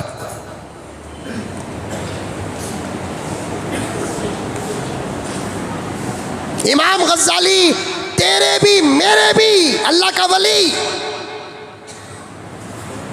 امام غزالی فرماتے ہیں 5 چیزیں ہو تو سما جائز۔ سما کسے کہتے ہیں؟ اللہ اور اللہ کے رسول کی، اولیاء کی محبت کی باتیں اشعار میں ڈھال کر ذرہ ایک ترنم کے ساتھ پڑھنے کو سما بولتے۔ سو سما، انہیں سما کو مائیکل جیکسن کی ڈانس بھی، اے آر رحمان کی میوزک کو سما سمجھ گیا ہے گھگو۔ مائیکل جیکسن کی ڈانس کو بھی اے آر رحمان کی میوزک کو سما سمجھ گیا ہے۔ لا حول ولا قوت الا باللہ۔ امام غزالی فرماتے ہیں 5 شرطاں ہو تو سما جائز ہے۔ 1، پڑھنے والا اللہ کا ولی ہو۔ کہہ دو سبحان اللہ۔ اللہ کا ولی ہو۔ میں تو تم نہ سمجھانے کے لیے ولی بول رہا ہوں۔ امام غزالی نے تو اپنی زبان میں فرمایا کہ پڑھنے والا اللہ کا عارف ہو، اللہ کو جاننے والا ہو، سننے والا بھی اللہ کا ولی ہو، چھمک چھلوا نہیں، سننے والا بھی اللہ کا ولی ہو۔ دوسری شرط، تیسری شرط، پڑھنے والی عورت نہ ہو، نابالغ نہ ہو، اور ایسے چہرے والا بھی نہ ہو کہ جس کے چہرے میں داڑھی نہ ہو۔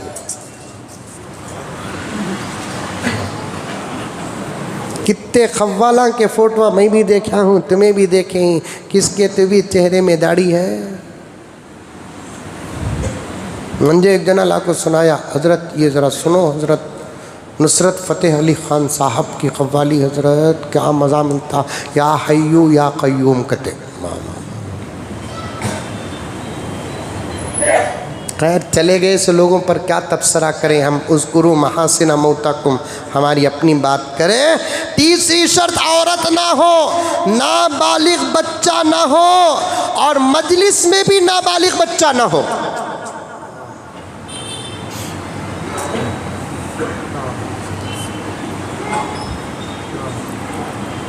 پڑھنے والی بھی عورت نہ ہو، مجلس میں بھی عورت نہ ہو، کام بھی، اور پڑھنے والا بھی نابالغ نہ ہو، اور سننے والا بھی نابالغ نہ ہو۔ کیا بات، یہ تیسری شرط ہی کے اندر قید ہے کہ پڑھنے والے داڑھی منڈوا نہ ہو۔ چوتھی شرط، اشعار شریعت کے مطابق ہو، اس میں کوئی عشقیہ بات نہ ہو، غیر شرعی شرکیہ بات نہ ہو۔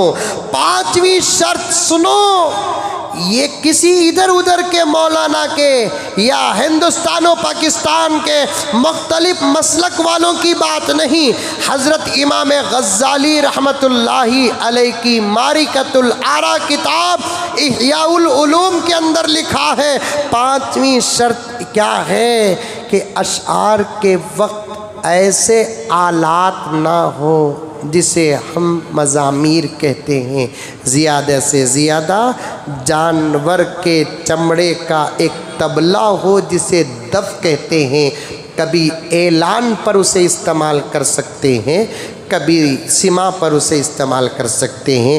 یہ جو ڈی جے ہی نا، وہ کیا کہ بڑے بڑے ڈھن ڈھن ڈھن ڈھن بن بن کو آتا نا، یہ سب سما میں داخل نہیں ہے۔ پوچھو نبی پاک صلی اللہ علیہ وسلم، اللہ اکبر کبیرہ، پیارے آقا صلی اللہ علیہ وسلم نے فرمایا کہ میری امت کے لیے مجھے جو بھیجا گیا ہے، میرے بھیجنے کے کئی مقاصد میں سے ایک مقصد کیا ہے کہ مجھے گانے بجانے سے میری امت کو روکنا ہے۔ میرے آقا صلی اللہ علیہ وسلم نے ارشاد فرمایا، میری امت پر ایک ایسا زمانہ آئے گا، فی ہذہ الامت خسف و مسخ و قذف، میری امت پر تین حالات آئیں گے۔ تین حالات کا مطلب کیا ہے؟ رات کو میری امت سوئے گی، صبح کو ان کے چہرے مسخ ہو چکے ہوں گے، بدل چکے ہوں گے۔ ایک حالت ایسی آئے گی، رات کو وہ بستروں میں سوئیں گے، ایک دوسرے کو اٹھانے کا بھی موقع نہیں ملے گا، زمین نگل جائے گی۔ میری امت پر ایک ایسی حالت آئے گی، بجائے پانی کے بارش کے پتھروں کی بارش ہوگی، زمین نگل جائے گی، صورت بدل جائے گی۔ اور ایک حدیث میں اس حدیث کی تشریح آتی ہے، صورت کس سے بدلے گی؟ سور اور بندر سے بدلے گی۔ حدیث ہے، اب یہ حدیث کو بھی یہ مسلک سے نہ چھوڑو، صحیح حدیث ہے، صحیح حدیث ہے، صحیح حدیث۔ بندر اور سور سے صورتیں بدل جائیں گے، پتھر کی بارش ہوگی، ایک صحابی اٹھ کر پوچھیں گے فقال رجل من المسلمین یا رسول اللہ، اس قسم کا عذاب آپ بول رہے ہیں امت پر آئے گا، کیا وہ لوگ مسلمان ہوں گے؟ حضور صلی اللہ علیہ وسلم فرماتے ہیں من ہم، پھر کون ہوں گے؟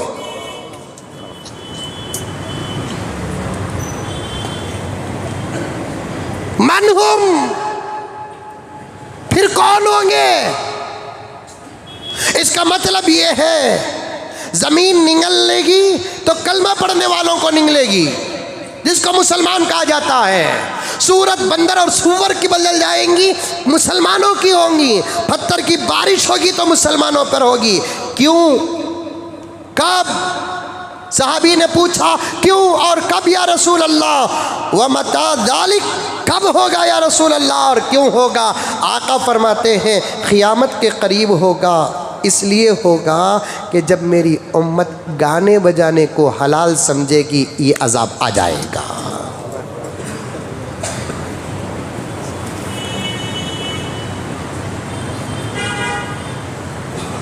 راستہ کیسا روکتے ہم؟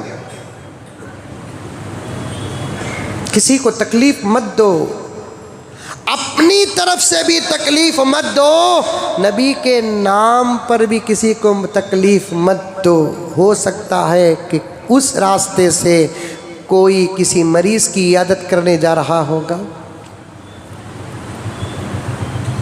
ایمبولینسا ہارنا مارلے کو کھڑگے، خدا نہ خواستہ اس کے اسپتال پہنچنے سے پہلے اس کا انتقال ہو گیا، تو اس کی موت کا ذمہ دار کون؟ کیا یہی اسلام ہے؟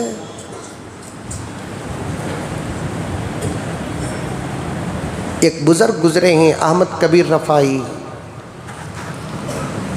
بہت بڑے اللہ والے۔ کون؟ احمد کبیر رفاعی رحمۃ اللہ علیہ، بہت بڑے۔ اشعار پڑھنا ہے مجھے، آج اشعار نہیں چھوڑوں گا میں، اشعار پڑھنا ہے مجھے۔ احمد کبیر رفاعی رحمۃ اللہ علیہ کتنے بڑے بزرگ معلوم؟ اتنی زبردست نعت لکھے، نعت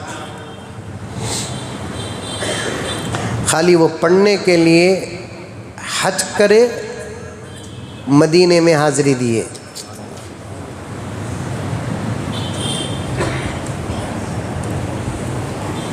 ایک گھر کو گیا تھا 6 مہینے پہلے، ایک زبردست کھلونا شوکیش میں رکھا تھا، بڑا پیارا تھا بچے کا کھلونا۔ وہ عجیب بھولے آدمی تھے، میرے سامنے جو وہ بولنا،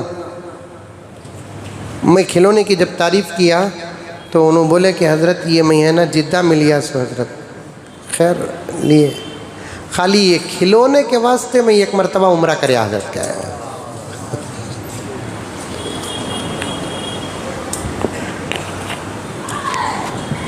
عجیب لوگ ہیں۔ نعت لکھ کر حضرت احمد کبیر رفاعی رحمۃ اللہ علیہ حج کرتے ہیں، روضہ اقدس میں حاضری دیتے ہیں۔ جیسے پیران پیر محبوب سبحانی شیخ عبد القادر جیلانی آل رسول میں سے تھے، ویسے احمد کبیر رفاعی رحمۃ اللہ علیہ بھی آل رسول میں سے تھے۔ حسن اتفاق دونوں کا ایک ہی زمانہ تھا۔ کتنے بڑے بزرگ معلوم؟ خالی بزرگی بتا کر ان کی مغفرت کا فیصلہ کس سے ہوا ذرا سن لیجئے۔ مدینہ منورہ میں حاضری دیے، روضہ اقدس کے قریب گئے، جالیوں کے پاس کھڑے ہو گئے، جالیاں نہیں تھے، قریب خبر کے پاس کھڑے ہو گئے، سلام عرض کرتے ہیں، السلام علیکہ یا جدی۔ ہمیں سلام کرے تو السلام علیکہ یا رسول اللہ صلی اللہ علیہ وسلم۔ ہمیں ہماری نسبت جوڑ کر نبی کو سلام کرتے ہیں، آل رسول اپنا رشتہ جوڑ کر سلام کرتے ہیں۔ السلام علیکہ یا جدی، اے نانا جان السلام علیکم۔ خبر مبارک سے جواب آتا ہے وعلیک السلام یا ابنی، میرے بیٹے وعلیکم السلام۔ انو عاشقاں ہمیں انہوں عاشقاں، آئین کے عاشقاں، ہمیں عاشقاں.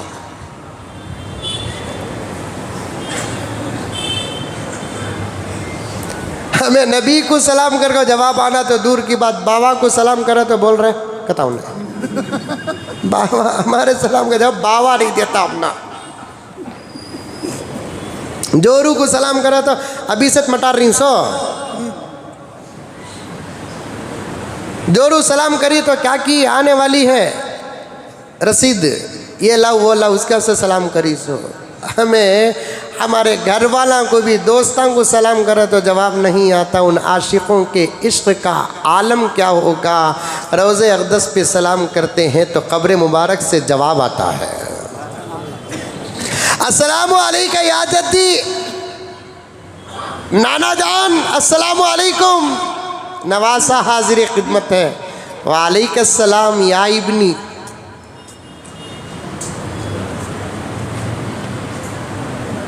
نعت پڑھتے ہیں، قبر مبارک سے مسافے کے لیے ہاتھ باہر نکلتا ہے.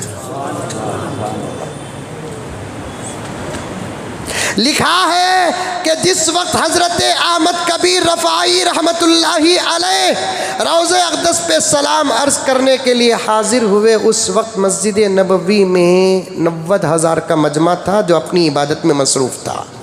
انہوں آئے نہ، پیر صاحب آئے نہ، بڑے اللہ والے آئے نہ، بول کو پیچھے پیچھے جگو نہیں. انہوں ان کا سلام کر رہے ہیں، انہوں اپنی عبادت کر رہے ہیں. کوئی ریاض الجنہ میں ہے، کوئی ممبر رسول کے پاس ہے، کوئی کہاں جگہ ملی وہ نماز پڑھ رہا ہے، سب کچھ کر رہا ہے. لیکن انہوں جا کر جب سلام عرض کرتے ہیں، اس وقت مسجد نبوی میں 90,000 عاشقان رسول اطاعت، عبادت، محبت میں مصروف تھے. خبر سے جب جواب آتا ہے، لکھا ہے کہ 90,000 لوگوں نے جواب سلام کو سنا.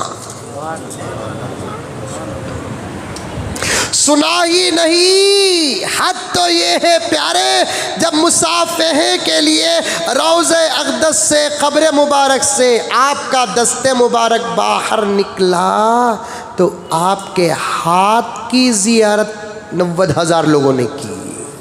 اور آگے سنو تو عز منتشا، وہ 90,000 لوگوں میں شیخ عبد القادر جیلانی بھی موجود تھے.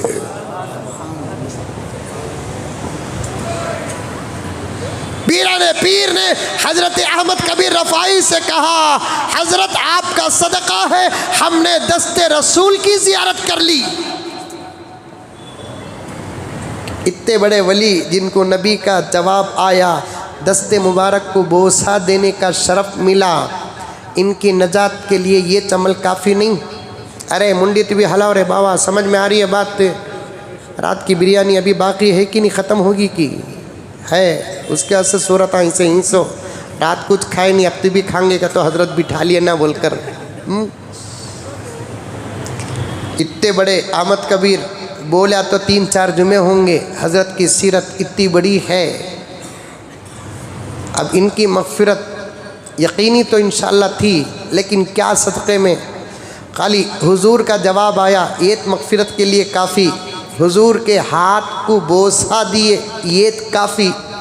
لیکن روایت میں آتا ہے کہ جب احمد کبیر رفاعی کا انتقال ہوا، آج تم انسانوں کو تکلیف دیتے ہو. ایک بات بتاتا ہوں سنو. غیر مسلم اگر بیٹھے رہے، ٹریفک جام رہی، جس روڈ میں ٹریفک جام ہوئی، ہم انہوں آٹو میں کی، کار میں بھی کہ بیٹھے رہے، جلدی کام رہا ان کو، انہوں آپس میں بات کریں گے، کیا یہ روڈ میں کی اتنا ٹریفک ہے سو. تو اس میں سے کون تو بھی ایک جاننے والا انہیں بولیں گا، یہ مسلمانہ کا انداز بول رہا ہوں، نقل کفر نہ باشد.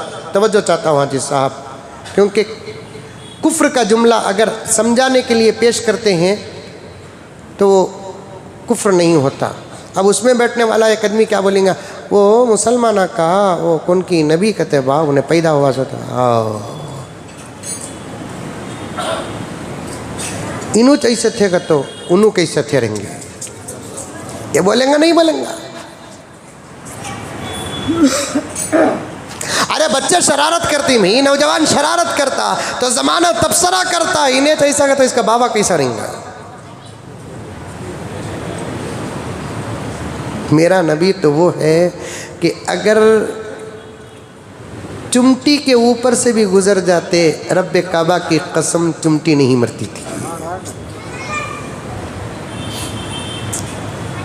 آقا نے فرمایا آہستہ چلو راستے میں، کنارے چلو، ولا تمشی فی الارض مرحا۔ قرآن کہتا ہے اکڑ اکڑ کر مت چلو، تواضع انکساری سے نگاہیں نیچے رکھ کر راستے کے کنارے سے چلو، کیونکہ راستہ اصل میں سواریوں کے لیے بنایا گیا، تمہارے واسطے پلیٹ فارم کیا بولتے ہیں اسے، فٹ پاتھ بنایا گیا ہے، تمہیں فٹ پاتھ میں چلو، نیچے چلو نکو۔ اب منجے بھی کون بھی دیکھ کو نوٹ کریں گا، حضرت تمہیں کہ فٹ پاتھ میں نہیں چلتے نا، چلنے کی جگہ دکانہ والے چھوڑے رہے تو نا، وہ بھی قبضہ کر لیے ہی۔ حرام مسلمان اتنا کھا رہا ہے، کون بولیں گے ان لوگوں کو؟ میرا دکان یہاں ختم، یہاں سے لے کو یہاں تک فٹ پاتھ، وہاں سے لے کو وہاں تک راستہ، یہ فٹ پاتھ میں قبضہ کر کو رکھتوں، یا تو میں میرا مال ڈالتوں، یا نہیں تو وہ میرے دکان کے سامنے کی فٹ پاتھ کی جگہ دوسرے کو کرائے میں دے کر کھاتوں۔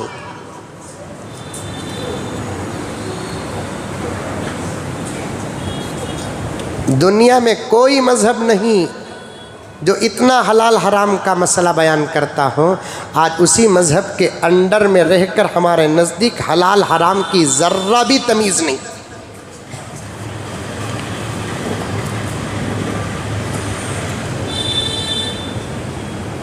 احمد کبیر رفاعی رحمت اللہ علیہ کو مرنے کے بعد، وصال کے بعد کسی نے دیکھا، پوچھا حضرت اللہ تعالیٰ نے آپ کے ساتھ کیا معاملہ کیا ہے، کون سا عمل آپ کی مغفرت کا سبب اور ذریعہ بنا ہے؟ تو حضرت احمد کبیر نے فرمایا میں نے اللہ کے پاس پوری زندگی کے اعمال کو پیش کر دیا، اللہ نے کہا اٹھا کر رکھ۔ مختار کل قادر مطلق نے اللہ فرمایا اڑا کے رکھو، جاؤ رکھو۔ میں ڈر گیا، اللہ بولے ڈرنے کی ضرورت نہیں، تمہاری مغفرت کا فیصلہ ہو گیا، لیکن جتنے اعمال تمہیں پیش کرے نا اس کی وجہ سے نہیں۔ پھر یاد کرو احمد کبیر، ایک مرتبہ تم حدیث لکھنے کے لیے بیٹھے تھے، یاد آیا؟ جی۔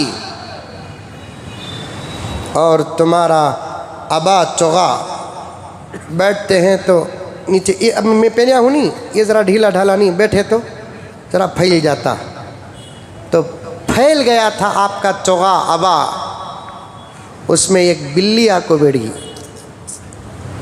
کون؟ بلی آ کو بیٹھ گئی۔ تمہیں جتنا لکھنا تھا لکھے، اذان ہوئی نماز کو جانے کے لیے، اٹھنا چاہے تو تمہاری نظر بلی پر پڑی جو تمہارے چوغے میں ابے میں بیٹھ کر سو بھی گئی تھی۔ یہ بلیاں کو ہمارے کپڑوں میں بڑی نیند آتی سو،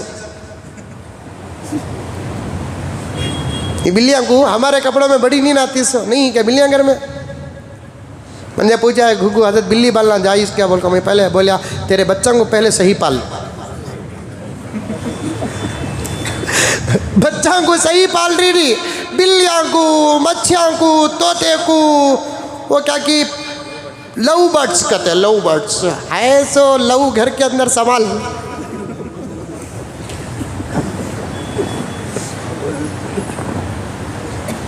یہ بلیاں کو ہمارے کپڑوں میں بڑی مزے کی نیند آتی سو۔ احمد کبیر تم جب اٹھنا چاہے وہ بھی نماز پڑھنے کے لیے، حدیث لکھتے لکھتے تمہارے چوغے میں ابے میں بلی بیٹھ گئی تھی، تمہیں سوچے اٹھیا تو بلی اٹھ جائیں گی۔ ایک معصوم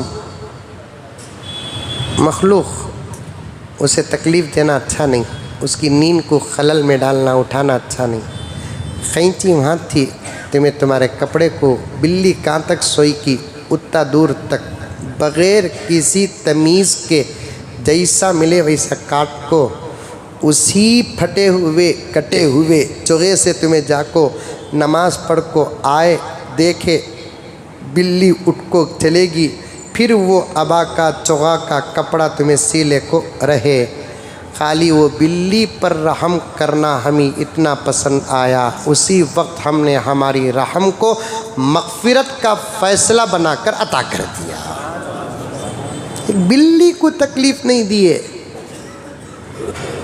لاکھوں انسانوں کو تکلیف دیتے ہیں مسلمان بن کر۔ پھر پوچھتے ہیں کہ حضرت سارے عالم میں ہمارا حال کیوں ہے؟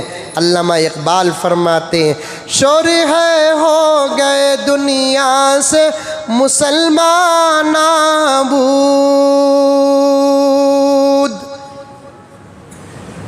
شور ہے ہو گئے دنیا سے مسلمان نابود، ہم یہ کہتے ہیں کہ تھے بھی کہیں مسلم موجود، وضع میں تم ہو نصارا تو تمدن میں ہنود، وضع میں تم ہو نصارا تو تمدن میں ہنود، یہ مسلمان ہے جنہیں دیکھ کے شرمائے یہود، یوں تو سید بھی ہو مرزا بھی ہو افغان بھی ہو، یوں تو سید بھی ہو مرزا بھی ہو افغان بھی ہو، تم سبھی کچھ ہو بتاؤ تو مسلمان بھی ہو، تمہیں سب ہے